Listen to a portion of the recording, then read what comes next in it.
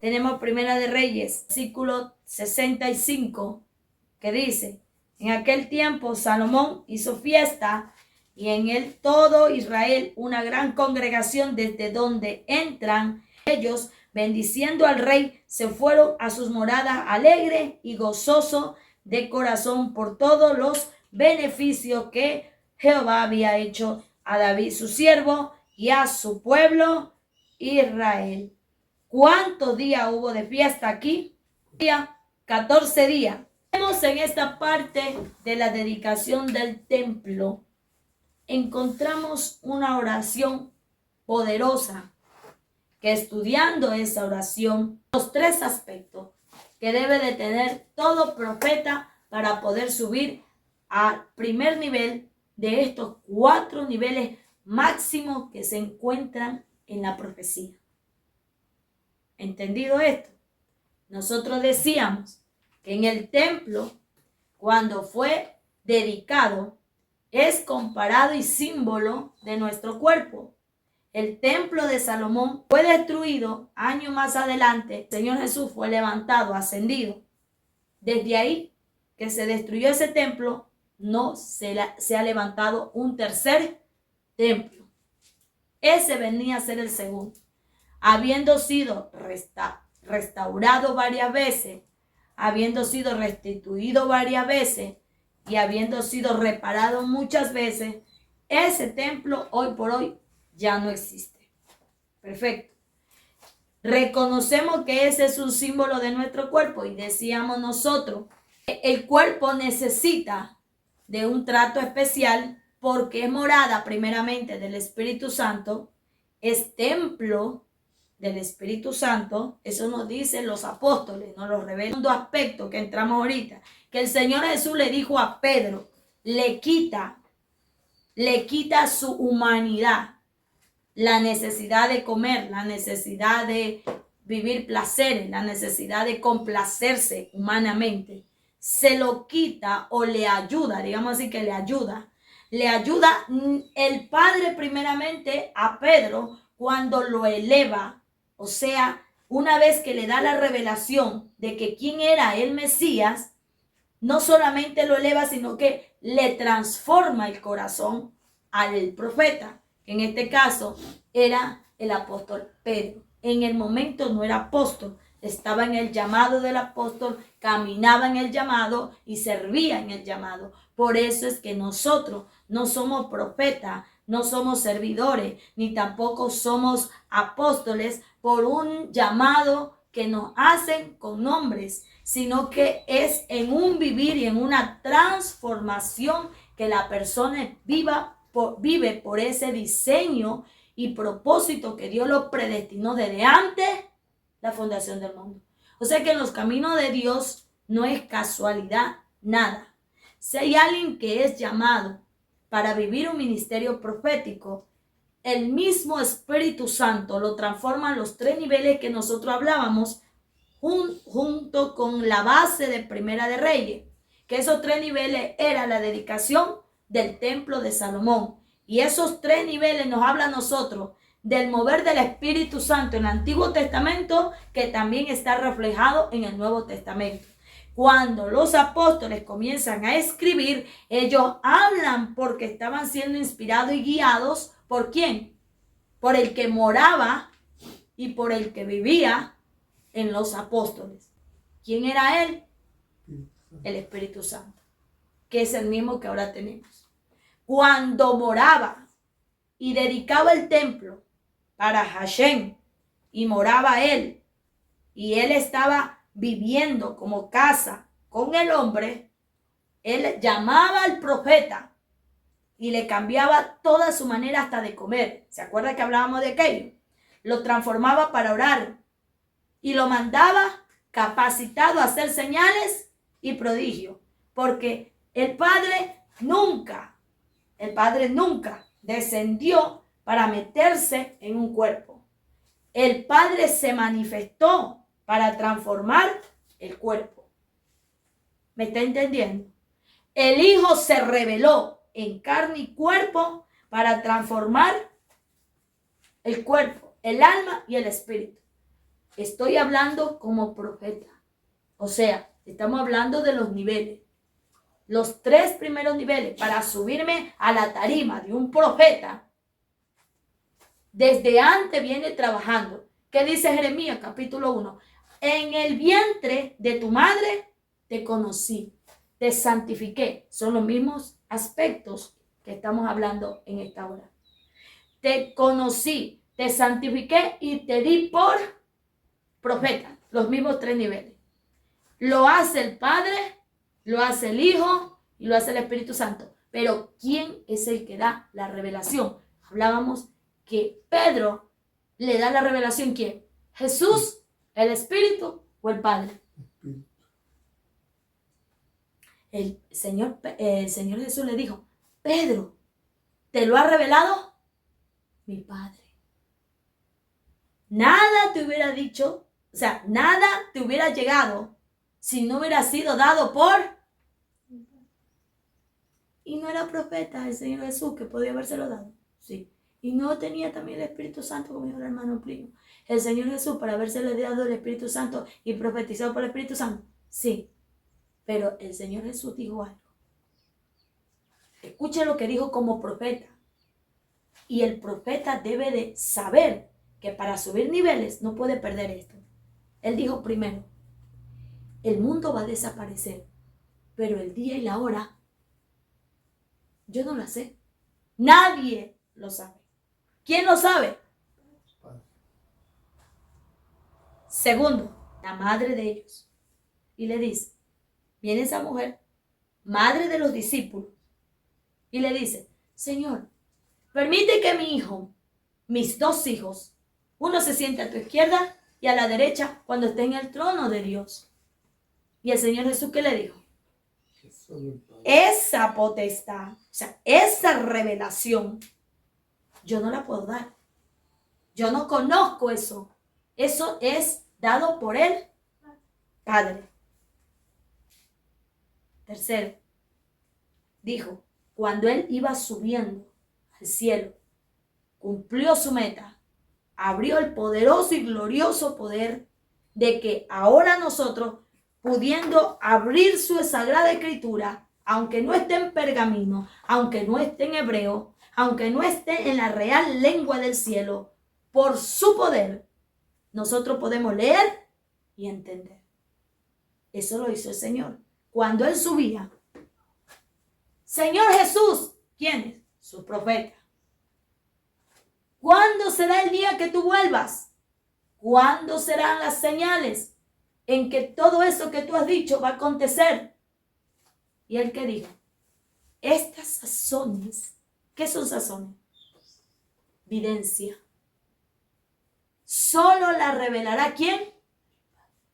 Cuando él dijo sazones, que la interpretación o la traducción que nos escriben a nosotros dice sazones, está dando a entender que es la comida, la evidencia, la palabra que el profeta tiene específicamente, tiene que ir a la fuente.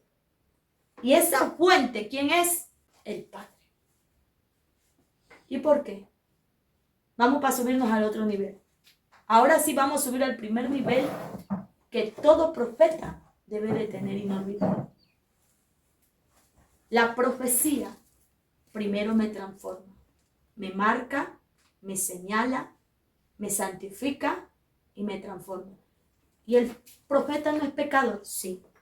Pero ¿qué dijeron de Baal? El profeta que se cambió y pecó pervertidamente, que hasta trajeron agorero y él se transformó como un agorero. Se cree que Balaam y Balac se unieron para hacer las falsas profecías, semejante a un brujo con altares, y ahí tenían moviéndose sacrificios. Miren cómo se trabaja en el mundo espiritual. Nosotros tenemos un altar aquí. No puede usted entrar y poner sus ideas, ventilar sus obras carnales, porque eso es semejante a lo que hizo Balaam. Balaam le dice a Balac, ármame el primer altar donde yo pueda verlos, y en ese altar usted me va a poner una vacada, un becerro, un cabrito, Y ahí se va a mover esa carne. Porque le vamos a llamar a quién? A Hashem. Y le vamos a decir que él dé la profecía de muerte a ese pueblo. Y no sabían ellos que Dios estaba con ellos. Sí. Pero el profeta sabe que el que es profeta tiene una marca desde el vientre. ¿Cuál es la marca? Dijo que Dios lo había santificado. Pese a que es un pecador, Dios lo santifica. Entonces, ¿cómo yo muevo el sello de la santificación que usted y yo tenemos por ser profeta, llamados a profeta? Es que el profeta no es solamente para llevar el ministerio profético y hacer descender fuego. El profeta es llamado para que usted y yo podamos vivir la palabra porque la entendemos no igual que otros. Sépase algo, que el profeta tiene un llamado y con un don incluido. ¿Para quién es esta Biblia? Si esta Biblia es para alguien dedicada, viene ya marcada. ¿Y nosotros dónde nos marcaron? En el vientre. Si no es dedicada, vendrá común para cualquiera. Pero resulta que el que tiene un ministerio profético es llamado para morir por la palabra. Sea espiritual, sea material o físico. Sea en sacrificio. Porque tengo cuerpo, alma y espíritu. En el cuerpo hago una obra, morir. Y en el espíritu hago otra obra, sacrificio. Y en el alma, ¿qué es lo que yo hago? Adquiero. Pero si no adquiero, ¿qué hago? No me santifico. O sea, no tengo la obra que Dios quiere que yo haga. Pero está ahí porque tengo una marca. Jeremías dijo, desde el vientre de mi madre. Entonces nosotros estamos pecando. El profeta está pecando. Pero el profeta le dicen en el Balán, capítulo 24, dicen, el hombre de ojos abiertos, caído, pero está abierto. ¿Qué es lo que quiere decir eso? Pecador, pero tiene una marca y un sello para profetizar. Ahora, ¿de quién es que va a profetizar? Eso lo diferencia, no el llamado y la marca que le dan el vientre. Esa diferencia, ¿quién lo da? El profeta en el caminar. Balán también fue separado desde el vientre de la madre, como Jeremías, Isaías, Jesús. Pero ¿quién hizo la diferencia entre todos los profetas y Jesús? Porque Jesús sabía que en él había ese sello y caminó en ese sello. Es decir, él dijo, yo soy separado, yo no me puedo unir como todo el mundo, ni vivir como todo el mundo. Para mí hay una palabra que me va a alimentar. Los 3 niveles se mueve el sello. Acuérdese, el que es morada del templo del Espíritu Santo, que vive pendiente de la obra del Espíritu, para no marearnos y que no nos engañen otros espíritus que nos están hablando y dardeando e influenciando en la atmósfera. El que tiene casa de Dios, casa del Espíritu Santo, vive limpiándose por la oración y por la palabra. No podemos comer hasta el tope, es pecado. El cuerpo no está diseñado para cargar toneladas de comida. Los órganos de nuestro cuerpo nos demandan cierto tiempo de caducidad porque dependiendo de lo que comemos, ellos van a tener garantía. Por eso vino Jesús a entregar su cuerpo molido y desfigurado. Para que si nosotros por desconocimiento, no por malos, sino por desconocimiento llegáramos a comer desmedidamente, por su llaga, ¿qué pasa? Arrepentido y convertido. No solo arrepentido y volviendo a comer como mulo, sino que arrepentido y transformado. Por eso dice el caminar de Dios en nueva criatura todos los días. Ese es el profeta. Por eso le dicen a Balaam, el hombre de ojos abiertos, profeta. Pero caído. ¿Por qué caído? Porque estaba en pecado. Estaba en rebeldía. No le hacía caso a Jehová. Jehová le dijo, no vaya. Jehová le dijo, no profetice contra el pueblo. Jehová le dijo, ese pueblo es bendito. Pero él fue ¿por qué? Por la ofrenda y por los regalos. Por el llamado, porque era renombre que él tenía. Y él no quería que su renombre se le perdiera. Es como Saúl. Saúl le dijo a Samuel, Samuel, bendíceme delante de todita la gente, para que vean que Jehová todavía está conmigo. ¿Usted ve? Entonces, el profeta pierde el sello del cual fue santificado y limpiado dentro del vientre para poder subir a los niveles máximos de la profecía. ¿Y qué necesitamos ver los niveles máximos de la profecía? Es la preparación que usted y yo tenemos en esta tierra. Todo el mundo se pone a estudiar una profesión para ir a ganar un buen sueldo con honra. Así mismito es. Todo el mundo tiene que profetiza como le da la gana en el evangelio. Y no les importa lo que hablan y dicen y se olvidan que dentro del juicio hay un pergamino grandísimo en el trono blanco donde dice: de toda palabra que tú dijiste, darás cuenta. Las palabras en el mundo espiritual pesan. No, que la palabra no es como nosotros aquí en el mundo físico, la lanzamos, ya olvídate, ya pasó. Pero esa palabra en el mundo espiritual se plasmó, porque lo que se dice en la tierra, en el mundo espiritual, se va construyendo. Porque el mundo espiritual es el mundo de las causas. Y el mundo terrenal es el mundo de las motivaciones. ¿Cuál es el que rige? El mundo de las causas. Yo aquí me motivo, pero el que sale el resultado de mis motivaciones, el mundo espiritual. O sea, en el mundo espiritual no se puede ocultar. Todo está revelado. ¿Usted me está entendiendo? Entonces, ¿qué es lo que nosotros tenemos que hacer como profetas? Darnos cuenta que si yo detengo mis emociones, las detengo, retengo que el mundo espiritual se manifieste y crea lo que yo estoy reteniendo. Pero si yo no detengo mis emociones, en el mundo espiritual voy a reproducir y a crear cosas que a mí más adelante dice que con esa misma me van a dar, porque todo lo que siembra el hombre, eso va a cegar. Entonces, por toda palabra me van a pedir cuenta. El que profetiza, el que no profetiza, el que ora, el que no ora, el mundano, el impío, el perverso, el que no es tanto habla, el que sí habla. Dice la Biblia, por cuanto todo está escrito, si alguien la aumentó, tendrá todas las plagas que están en el libro escrito. Si alguien le quitó, tendrá todas las plagas que están. En pocas palabras, hasta la Biblia la encerraron y le pusieron ese sello. El que no predica con temor, el que no predica sabiendo que tiene que vivir lo que tiene que vivir antes de subir a la profecía. Es que vea, nadie va a ser subido al nivel de las profecías si no tenemos todos los requisitos que cumplir. Y todos los profetas, como Balaam, murieron en el requisito antes de subir al primer nivel. Usted me ve que yo no puedo subir rápido al primer nivel para enseñarle, porque yo tengo que decirle a usted todos los pros y los contras que pasó. El Señor Jesús dijo, todos los profetas, hasta Juan, hablaron de la ley. Y yo no vine a abrogar ni Juan, ni los profetas, ni la ley, ni a Juan. Porque por último, Juan es el más importante de todos. Entonces mucha gente dice, hasta Juan fueron los profetas. Ya no existe profeta. Eso es falso, porque esta comida es profecía. Entonces tendría que abolear todo para que ya no exista profeta. Lo que pasa es que los profetas de antes tuvieron un mover diferente y ahora tienen otro mover. No es el mismo. ¿Quién da el mover? La manifestación la da Dios, no nosotros. ¿Qué es lo de nosotros como profetas? Caminar en el orden que a nosotros nos fue dado para poder subir a los niveles. Los niveles es ya tener la profesión clara de qué es lo que vas a hacer. Entra, coge tu palabra, tu comida, le das a tu familia y tienes para proveer a los demás, porque ese es el profeta. Entra por la puerta.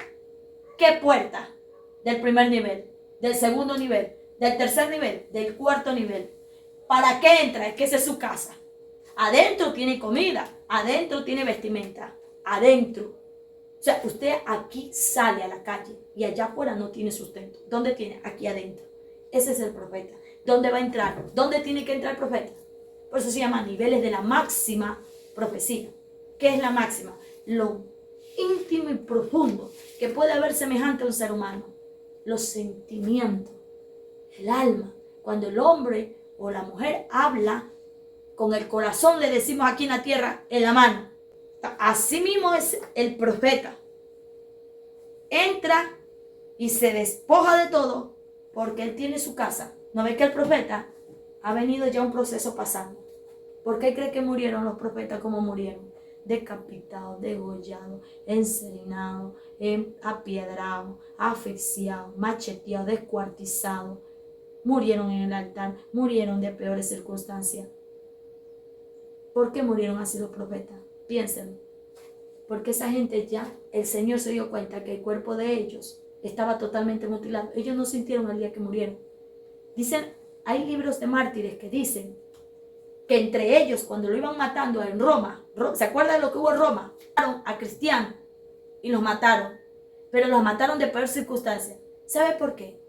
No solamente era porque eran torturados, gente que estaban llenos del fuego de Dios y gente que estaban tibios de Dios y gente que estaban recién entrando a la viña de Dios, pero decidieron al final no negar a Dios, aunque ellos al final morir. Pero la gente que estaba llena del poder de Dios, la diferencia es el espíritu el que hace eso. Dice que el que estaba recién o el que estaba con miedo por la prueba difícil de la muerte, que le dijo, cuando tú estás muriendo, levanta la mano para saber si la muerte te duele. Entonces, piense eso. Si el Espíritu Santo los cubrió y no hizo que les doliera la candela, ¿acaso el Señor no podía enmudecer los leones y paralizar todo el mundo por salvar a su pueblo? Sí. Pero Dios permitió que murieran así. ¿Por qué? Para enseñarnos a nosotros que aún en el momento de la muerte, cuando tenemos poder de Dios, no se siente.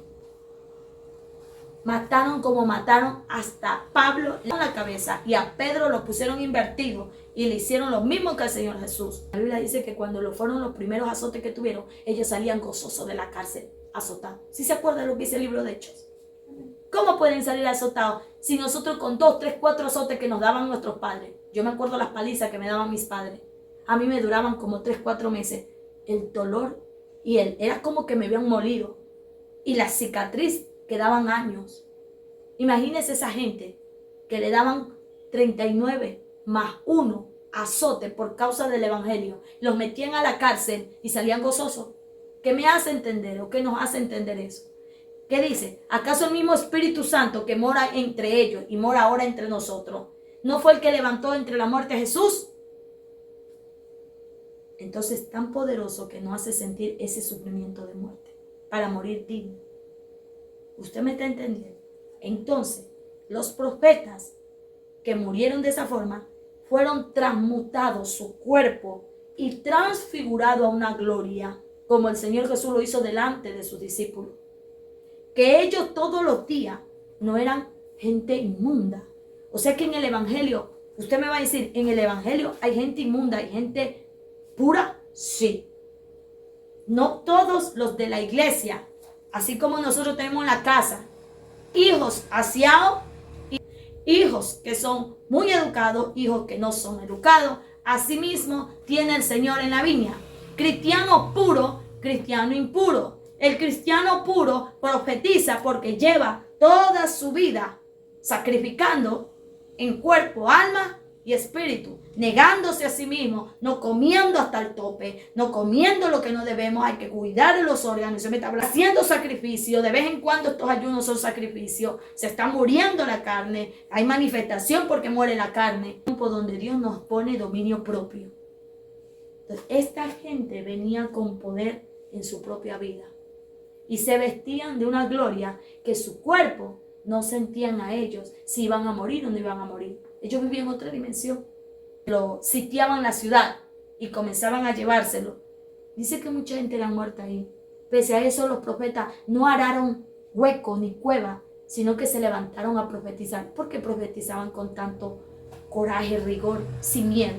Sus cuerpos habían sido ya tratados antes, no en obras de carne, sino en sacrificio, oración, ayuno.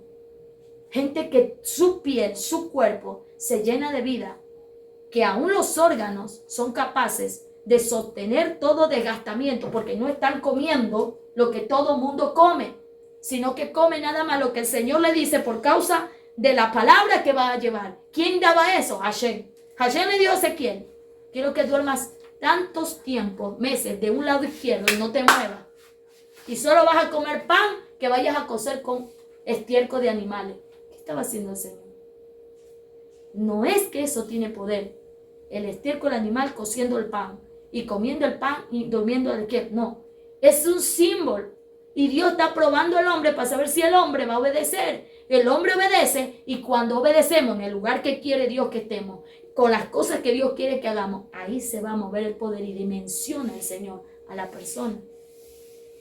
Pero hay gente que dice: yo no voy a predicar. Miren, por ejemplo, Hay personas que dicen, vaya hermanito, le toca predicar. Dios dice que usted vaya a predicar. Y yo no voy a predicar. Le dice que vaya mañana. Yo no voy mañana, tengo cosas que hacer. Sí voy a ir y voy a obedecer, pero voy a ir cuando puedo. El tiempo de Dios que quería transmutar ese cuerpo y esa alma, ese corazón, ¿se va a dar? No se da porque no fue donde Dios le dijo, a la hora que Dios le dijo y como Dios le dijo, sino que Él va como Él quiere, como Jonás. ¿Tú quieres que yo vaya a profetizar en tu nombre? Si tú sabes muy bien que vas a perdonar a ese pueblo, ¿para qué quieres que yo vaya? Jonás fue transmutado, fue lleno de gloria para que se haga incorrupto. No pudo. ¿Sabe dónde fue echado Jonás por carnal y contencioso y no hacer caso? Al pez.